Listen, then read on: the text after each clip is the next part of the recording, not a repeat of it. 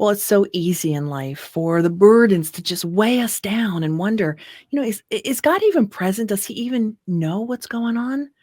Well, my next author is going to emphatically, gracefully explain how God is always present, how much he loves his children. Joyce Crawford wrote the book, The Train, and we welcome you today. Thank you, Suzanne. I'm so glad to be here. Joyce, let's talk about the main message of The Train. I want people to understand and to know for themselves that God is always present. He does care about us. In fact, he often orchestrates things to happen in our life, good Mm, things. mhm, He allows the negative things mm, as a teaching moment, mm, but he orchestrates the good things. Sam, in my book, learns to listen to the train's whistle, which is, I meant that to be the embodiment of God's voice mm. speaking to Sam. Wow. I love that my mind is just going wild with so many questions, so many things. I mean, it's the direction, it's like the reminder that God is here. Yes. What was it about a train? Is there a history of you with trains that made you think about that? Because it's so unique. Well, I hope it is. To me, it's very commonplace. When I was just a child, I grew up in the little tiny town of Hawthorne, Florida, and it had freight trains every 30 minutes and the Silver Meteor once a day. Mm, And the train, Hawthorne was the bean capital of Florida at that time. So the bean shed was full of butter beans and lima beans. And when that season was over, it was bell pepper. So the train was very dear to me, a very part of my life. mm. And so when trains would go by in the middle of the night, that was a sound of comfort and security to you. Is that right? Oh yes, yes, indeed. And you get to the point that you don't hear them Hmm. in real life, Yeah. but I hope that people will start listening to some way that God is speaking to them. Joyce, I want to circle back to the fact that you say he allows rough times to happen as a teaching opportunity. That's what a loving parent does. And sometimes it feels like uh, counterintuitive. Like, why Yes, is he making me go through this? Why is he punishing me? right, right. What would you say to somebody who's feeling that way? Um, get your eyes off of God's hands and onto his eyes because Mm, you can see his love in his eyes. And that we find his love in the Bible, in novels, in radio broadcast. I was brought up uh, to look to God in everything.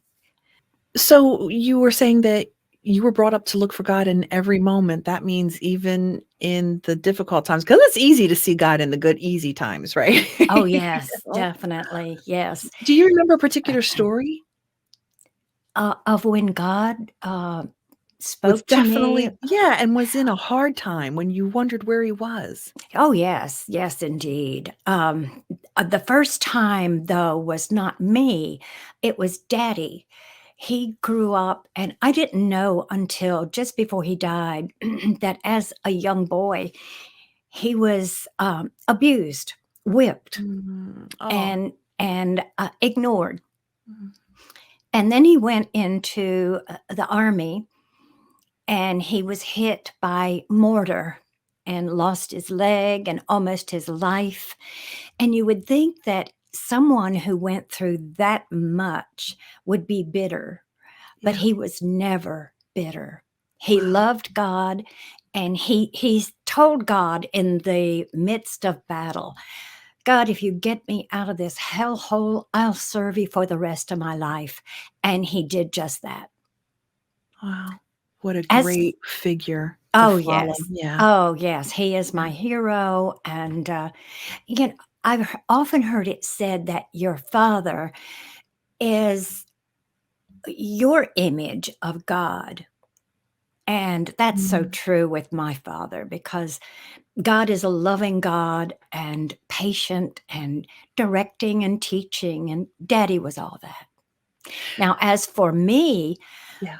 I, um I married a man my parents did not approve of, so I had to endure that. And Mm. finally, after about 30 years, um, all that time, God taught me to lean on Him Yeah. and not on daddy. So that was a big teaching experience for me. That's a big example. So you had started talking a little bit about Sam. Let's dive into the book a little bit more. What is the significance of Sam? And what's generally happening that you would love people to take away as the big message? Mm. Sam, I I created Sam on my daddy. Okay. And my uncle as well, because Uncle John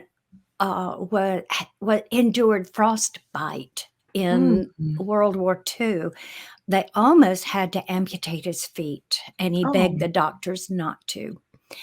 And so I think it's uh, the message of Sam is faith in God and survival and a positive attitude. Mm. So this is really an uplifting book with deep spiritual messages woven in it, isn't it? I hope so. Yes. So if you had the chance to tell someone who's going through a really difficult time right now about your book, what do you hope that they would do or say Mm. when they're done reading the book?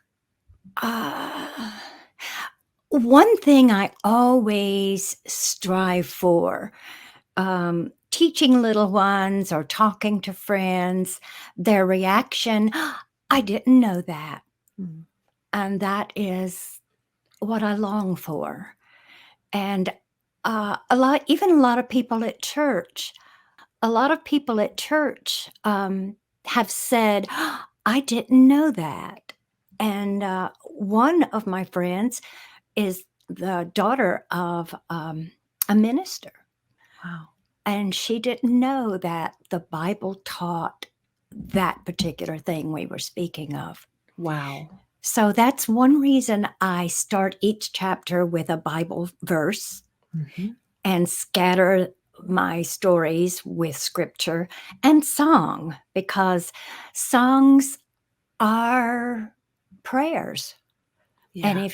if you sing a song, a hymn, you're praying to God. And I just wear myself out singing all day long. That's so good to hear. Well, you're praising, you're worshiping, your eyes are focused on God when you're Yes, singing. yes. I've also heard garbage in, garbage out. Yes. So if you're taking in spiritual songs and scripture and absorbing God's love, then that's what's going to come out of your life. Hmm. Joyce, if there's someone that's watching as we start to wrap up this interview a little bit, there's someone that's watching that says, "Oh, I have a story in me I wanna share, but I'm insecure." What would you say to them? Well, no one is more insecure than I am. Mhm. I would say start a journal, a notebook. And in fact, when I'm in elementary schools teaching little people, I say, write it down. If you have an idea, write it down. And you'll be surprised by the end of the year, you've almost got a book. Oh, that's beautiful. So write down um, your thoughts, your concerns, your yearnings. Yeah, I've gotten up in the middle of the night to write things down. that is a beautiful thing. I am so glad to hear this, and what inspiration. How long before we wrap up, how long did it take you to write this book? About a year. Okay. And that was working diligently every day or just as God called you to it, or Both, yes. Since I'm retired, I can sit all day in front of the computer if I want to. But then I have to go outside to be rejuvenated. And a lot of time that's when God talks to me and gives me ideas and wonderful stories that I can incorporate. I wanna thank EC Publishing for bringing us together for sure. Um, Definitely. and and Joyce, how can we get a hold of your book? Where is it available? It's at Amazon, Mhm. uh, Barnes and Nobles, or they can go on my website or contact me in some way. And my website is pretty easy. It's www.joycecrawfordauthor.com. Very good. And I'm sure if someone reached out to you with questions about writing and being concerned about being able to put these wonderful stories they have in their head onto paper, that you'd be willing to, speak and maybe mentor them a little bit. Oh, I'd love to try. Yes. Yeah. I'm not always a clear teacher because my mind is going so fast that I don't slow down to accommodate other people's absorption. Well, the important thing is that you're putting out books that are going to be passed down for generations. I And this hope so. particular book, The Train, talking about God's ever present being and his love for us, no matter what we're walking through or what we're seeing, he is right there next to us. So, Definitely. Joyce, thank you for joining us and have a great day. Thank you, Suzanne.